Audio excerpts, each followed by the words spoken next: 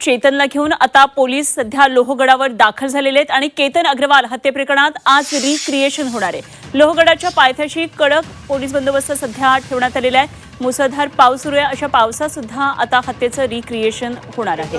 केतन अग्रवाल हत्ये प्रकरणामध्ये सगळ्यात महत्त्वाची सध्याची ही घडामोड आहे। चेतनला घेऊन आता पोलीस गडावर दाखल झालेले आहेत आणि ज्या ठिकाणी ही सगळी घटना झाली, जिथून केतनला ढकलण्यात आलं असा जो आरोप आहे, या संदर्भात सगळ्या या घडामोडीचं या ठिकाणी रिक्रिएशन होणार आहे। त्यामुळे या संदर्भात आता चेतन काय नेमकी माहिती देतो हे बघणं महत्त्वाचं ठरणार आहे।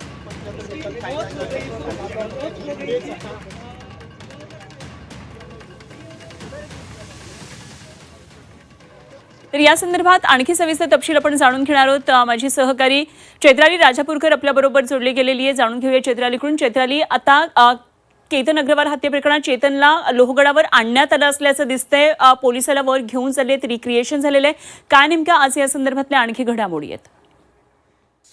निश्चितच आपण पाहतोय की आता काही वेळापूर्वी जे आहे तो चेतन चौधरी याला पोलिसांनी लोहगडावरती आणलेला आहे। पोलिसांचा मोठा बंदोबस्त देखील या ठिकाणी ठेवण्यात आलेला आहे। आपण जर पाहायला गेलं तर या ठिकाणी चेतन चौधरीकडून संपूर्ण केतन अग्रवाल हत्या प्रकरणाचं हे संपूर्ण सीन रिक्रिएशन जे आहे ते लोहगडावरती करण्यात येणार आहे।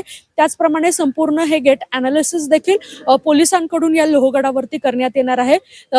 ज्या दिवशी केतनची हत्या करण्यात आली होती त्या दिवशी चेतनने कोणत्या प्रकारचे कपडे परिधान केले होते, त्याचे हावभाव काय होते, हे संपूर्ण गेट अनालिसिस जे आहे ते पोलिसांकडून या लोहगडावरती करण्यात येणार आहे। एकंदरीतच जर पाहिलं तर याच लोहगडावरती जे आहे ते केतनचा कशा पद्धतीने ढकलण्यात आलं होतं ते देखील पोलिसांकडून या लोहगडावरती जे आहे ते संपूर्ण सीन रिक्रिएशन जे आहे ते आता सुरू असल्याचं पाहायला मिळतंय। ठीक, धन्यवाद चैत्राली दिलेल्या सगळ्या माहितीसाठी। चैत्राली राजापूरकर आमच्या प्रतिनिधी आपल्याबरोबर होत्या।